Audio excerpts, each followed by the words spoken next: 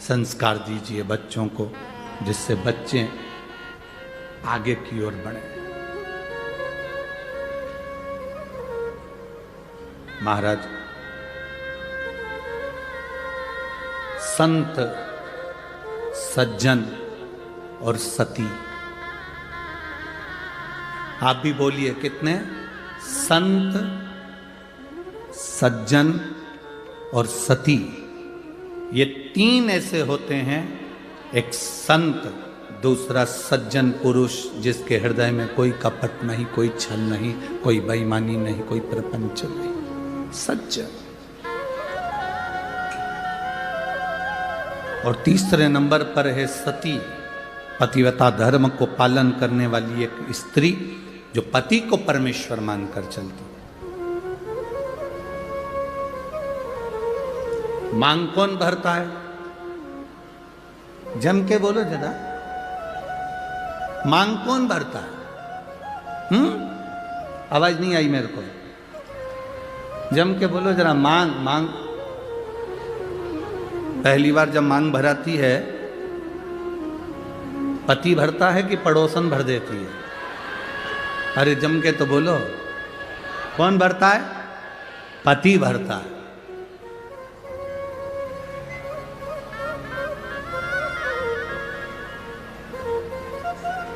तुम्हारी मांग भरता कौन है? पति। पहली बार मांग किसने भरी? पति ने। क्यों भरी? वो वहां पर बैठे हुए पंडित जी जो तुम्हारी शादी करा रहे थे, ब्याह करा रहे थे, उनसे पूछना था कि ये मांग में सिंदूर पति भर रहा है, इसका मतलब क्या होता है? इसका क्या मतलब है मांग भरने का?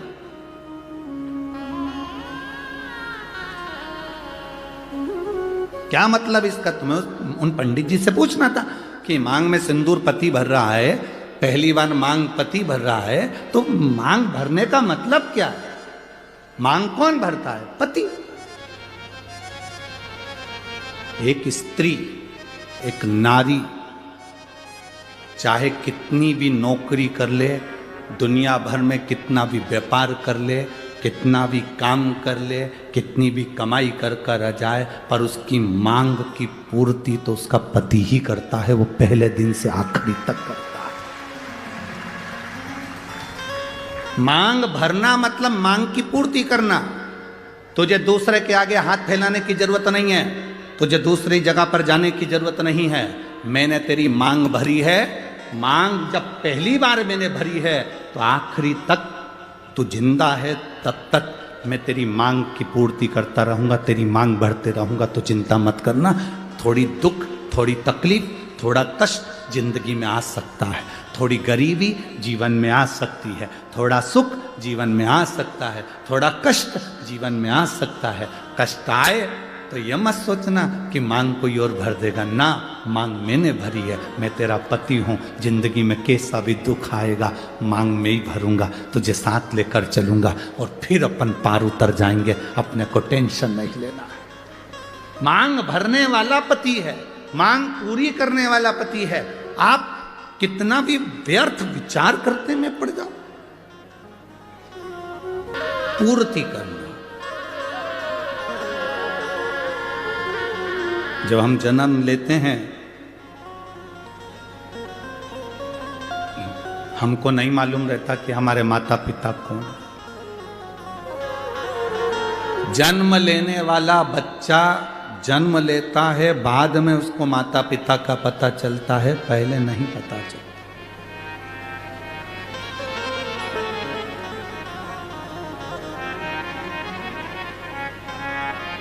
जन्म के समय पर तुम्हारे घर में गुलाब जामुन रखी है, पर जन्म लिया बच्चा गुलाब जामुन नहीं खाता। नासिक के बच्चे खाते हो तो बात दूसरी, वो बात दूसरी। जन्म लिया बच्चा, तुम्हारे घर में बेसन कितना रखा है, गुलाब जामुन कितनी रखी है, मैदा कितना रखा है, रवा कितना रखा है, शक्कर कितनी रखी, गुड़ कितना रखा, घी कितना रखा। जन्म लिया बच्चा कुछ नहीं खाता, केवल जन्म लिया बच्चे के लिए जन्म के बाद सबसे जरूरी अगर कुछ होता है तो वो माँ का दूध होता है, माता का दूध। तुम्हारे यहां जन्म लिए बच्चे लड्डू पेड़ा खाएं तो बात दूसरी। जन्म लिए बच्चे के लिए जन्म के बाद बच्चा जब जन्म ले लेता है घर में ढेर सारा सामान पड़ा होता है, पर बच्चे के लिए वो कीमती से कीमती सामान भी ठोकर है, उसके लिए कुछ मतलब नहीं। उसके लिए माँ का दूध कीमती है। जिससे जन्म लिए बच्चे के लिए दुनिया की सारी सामग्री रखी है, पर केवल माता का दूध उसके लिए आहार है। उसी तरह मरने वाले व्यक्ति के प्राण छूट रहे हों और उसके रिश्तेदार उसको आके हीरे की अंगूठी पहनाए, जीजा जी तुम चिंता मत करो, लो हीरे की अंगूठी पहनो। जीजा जी वेंटिलेटर पर पड़ा हुआ ऑक्सीजन खींच रहा, और ये उसको गुलाब जामुन, रसगुल्ला, इमरती, भजिया, पकोड़ा खिलाएं तो वो खाएगा। जन्म लिए बच्चे को माँ का दूध जरूरी है, और मरने वाले व्यक्ति के लिए शिव का नाम जरूरी है। उसको तुम्हारे धन दौलत, गुलाब जामुन, पेड़ा, जलेबी, इमरती से कोई मतलब। हमारा तो निवेदन है, आप किसी बीमार व्यक्ति को देखने के लिए हॉस्पिटल में जाएं, कुछ लेकर जाएं ना जाएं, पर हॉस्पिटल में पहुंचकर उस व्यक्ति से जब मिलें तो 2 बार या 5 बार भले मन में बोल लो, पर श्री शिवाय नमस्तुभ्यम बाबा, इसको जल्दी ठीक कर देना। श्री शिवाय नमस्तुभ्यम बाबा, इसको स्वस्थ कर देना। श्री शिवाय नमस्तुभ्यम बाबा, इसको बड़ी बीमारी हो गई, आप हल कर देना। अपना करा हुआ थोड़ा सा भजन उस जीव को दीजिए। हम किसी सच्चे गुरु के सामने क्यों जाते हैं? हम किसी संत के सामने क्यों जाते हैं? हम किसी भक्त के सामने क्यों जाते हैं? क्योंकि उसकी दृष्टि हम पर पड़ जाए। केवल मात्र दृष्टि पड़ गई तो हमारा कल्याण हो जाए।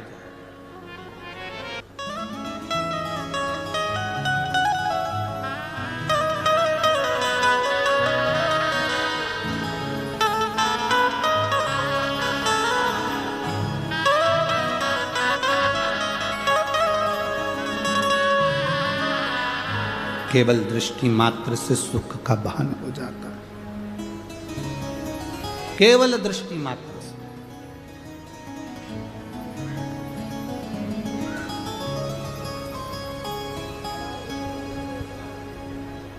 झूठे नाते तो सामान घर में होगा, पर माता का दूध जरूरी है।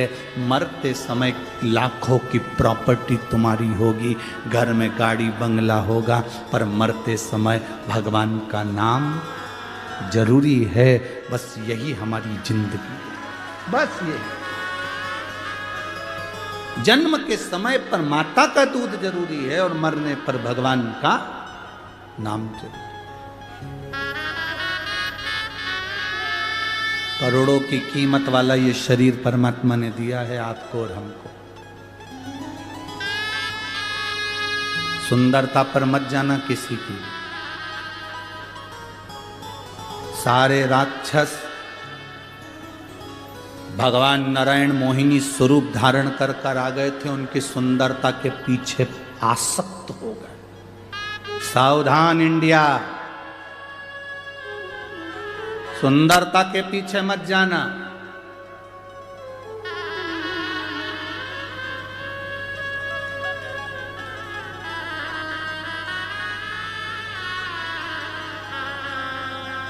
बिल्कुल सुंदरता के पीछे मत जाना। मोहिनी स्वरूप धारण कर कर भगवान आए, और रात असुरों ने भगवान की सुंदरता देख ली। कितनी सुंदर नारी, कितनी सुंदर स्त्री, फंस गए सुंदरता के चक्कर।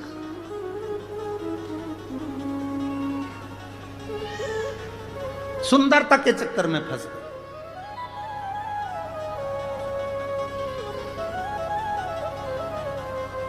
और ऐसी सुंदरता के चक्कर में फंसे कि वो अमृत का जो कलश था वो भूल गए, और मोहिनी के चक्कर में पड़कर मोहिनी ने कहा कि मैं अमृत बांटूंगी, तुम इधर बैठ जा, तुम इधर बैठ जा।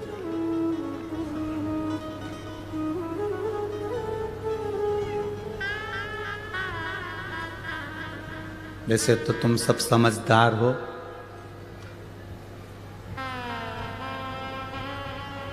सुंदरता मतलब दिखावा, किसी दिखावे की ओर हमको नहीं जाना। और अमृत मतलब ज्ञान, उस ज्ञान को हमें लेना है। कई बहुएं दिखने की घनी सुंदर होए और मालूम पड़े 24 घंटा मुंडा से मेंढक जड़े।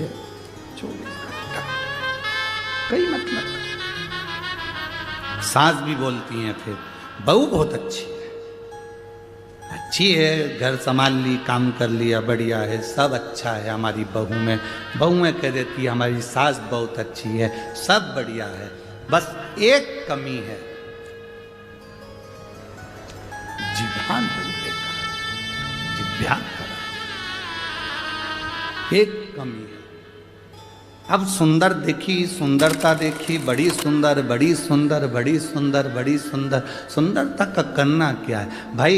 सुंदरता के चक्कर में पड़ोगे तो जिंदगी नरक बन जाएगी। जैसे असुरों ने मोहिनी स्वरूप को देखा और उस सुंदरता में फंस गए तो अमृत छूट गया। उसी तरह आप दुनिया को देखने में लग गए, संसार की चमक दमक में रह गए, दुनिया की चमक धमक में आप रह गए तो फिर ज्ञान प्राप्त नहीं कर सकते, भगवान को प्राप्त नहीं कर सकते। ये चमक ये दमक फुलवन में महक, सब कुछ सरकार तुम ही से है। हम परमात्मा को प्राप्त करने का प्रयास करें।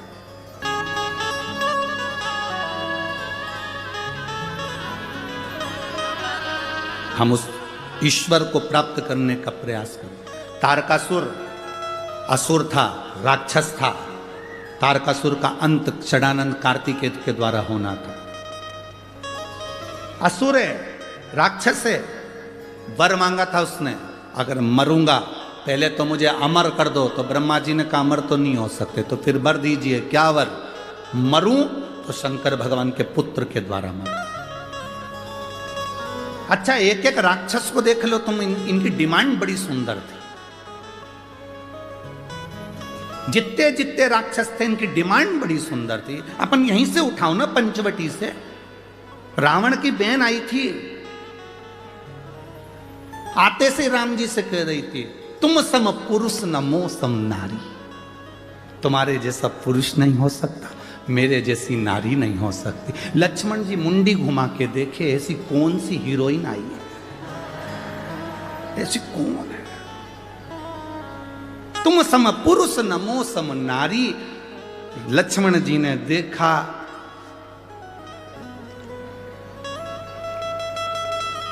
लक्ष्मण जी समझ गए ये तुम सम पुरुष नमो सम नारी, और रावण के पूरे कुल पे चला देगी आरी। ये कोई साधारण नारी? अभी रुक जा। आते से कहा उसने, एक एक असुर को देखो, एक एक राक्षस को, उसने डिमांड कितनी सुंदर करी। डिमांड देखिए, उसने सूपनखा ने आते सी कहा तुम सम पुरुष नमो सम नारी। तुम्हारे जैसा पुरुष नहीं होगा, मेरे जैसी नारी नहीं होगी। क्या चाहती हो? बस मैं तुम्हें अपना बनाना चाहती हूँ। दुनिया की पहली राक्षसी थी जो परमात्मा से सीधे जाकर कहती है तुम मेरे हो जाओ और मैं तुम्हारी हो जाऊं। दुनिया की पहली राक्षसी थी जो भगवान के सामने जाकर कहती है कि तुम मेरे हो जाओ और मैं तुम्हारी हो जाऊं। मैं तुम्हारी पत्नी बनना चाहती हूं, तुम मेरे पति बन जाओ। भगवान से कह रही है, किसी दूसरे से नहीं कह रही है। आज की होती तो ना जाने किससे किया थी,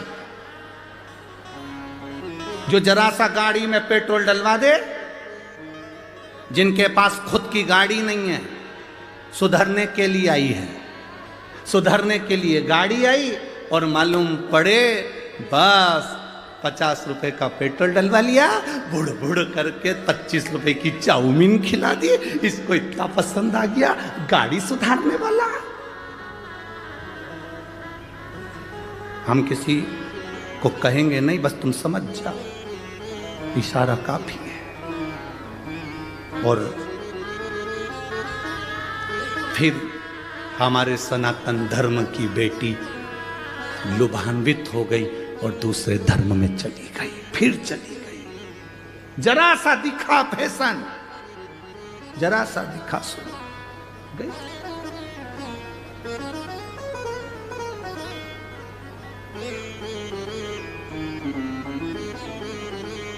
फिर चलिए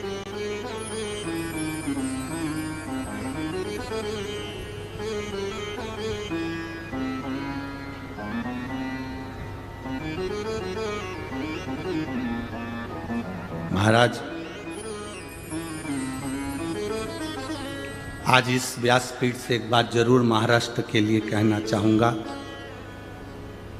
महाराष्ट्र की धरा के लिए कहना चाहूंगा कि इस धरा पर कुछ समय बाला साहब ठाकरे को और रहना था तो ये महाराष्ट्र प्रथम आनंद में पहुंच जाए। यहां आज अगर संत साधु सन्यासी तपस्वी साधक इस महाराष्ट्र की पवित्र भूमि पर सबसे ज्यादा संत हैं, इस महाराष्ट्र की भूमि पर सबसे ज्यादा संत जन्मे हैं, इस महाराष्ट्र की भूमि पर सबसे ज्यादा संत साधु सन्यासी तपस्वी साधक उपासकों ने तप किया है, इस महाराष्ट्र की भूमि पर सबसे ज्यादा संत साधु सन्यासियों ने भगवत भजन किया है, इस महाराष्ट्र की भूमि पर सबसे ज्यादा संत साधु सन्यासी तपस्वी साधक उपासकों ने अपनी उपासना करी है, इस महाराष्ट्र की भूमि पर सबसे ज्यादा संतों ने अपना कीर्तन, अपना भगवत भजन, अपना स्मरण इस महाराष्ट्र की धरा पर, इस पवित्र भूमि पर किया है। सबसे ज्यादा इस महाराष्ट्र की पवित्र भूमि पर संतों ने जो जो गुणगान किया, इस गुणगान को और बढ़ा देते हैं अगर वो अब होते तो, और बढ़ा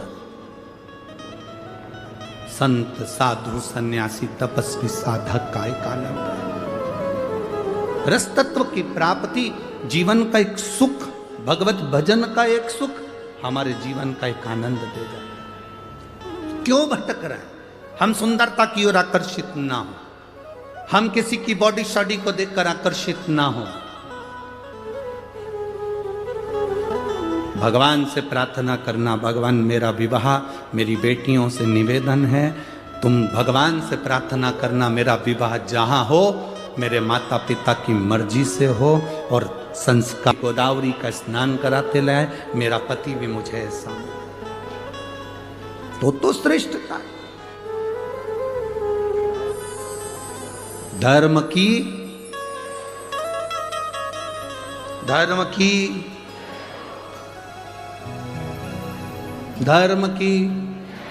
अधर्म का प्राणियों में विश्व का, ठीक है, जो हमारे सनातन धर्म का हो और हम उस धर्म से उसको नीचे। सुंदरता पर मत जाना, मोहिनी स्वरूप की सुंदरता, राक्षस फंस गए, असुर भक्त फंस गए। कितनी सुंदर बात उस सूर्पणखा ने राम जी से कही कि तुम सम पुरुष नमो सम नारी, में राम जी को अपना बनाना चाहती हूँ।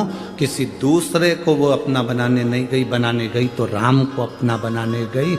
हम सबसे अगर ज़्यादा ज्ञानवान थी तो सूर्पणखा थी, जो भगवान को अपना बना रही है। हम दुनिया को अपना बनाते हैं पर भगवान को अपना नहीं बनाते, पर सूर्पणखा भगवान को अपना बना रही है। वो विद्वान है, ज्ञानवान है, वो भगवान को अपना बना रही।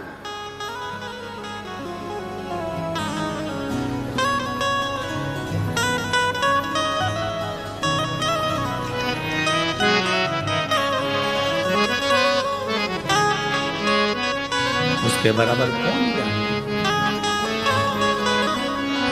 महाराज, ये भाव अपने भीतर हो, अपने भीतर। बहुत देर तक सूर्पणखा राम जी को तकती रही, बहुत देर। सो की डिमांड देखिए, तारकासुर मांग रहे हैं कि शंकर के पुत्र द्वारा मेरे प्राण छूटे। क्या चाहते हैं? शिव जी शादी करें, उनके बच्चे हों। ये तारकासुर जैसा सुर चाहता है। क्या मांगा कंस ने? देवकी का अष्टम पुत्र मृत्यु का कारण बना। देवकी का अष्टम पुत्र। क्या मांगा रावण ने? भगवान स्वयं संसार में सांसारिक मनुष्य बनकर आए, प्राण छूटे। जितने राक्षस हुए, हिरण्यकशिपु ने क्या मांगा? ना नीचे मरू, ना ऊपर मरू, ना अंदर मरू, ना बाहर मरू, ना अस्त्र से, ना शस्त्र से, ना दिन में, ना रात में, ना नर से, ना पशु से, ना 12 महीने में मरूं। जगत के कल्याण के लिए 12 महीने से अधिक कर दिया, अधिक मास ला दिया। किसी रूप में ना मरूं तो नरसिंह भगवान प्रकट हुए। जरा विचार करिए कि हमारे हित के लिए राक्षसों ने उनकी मृत्यु भी मांगी, तो अपने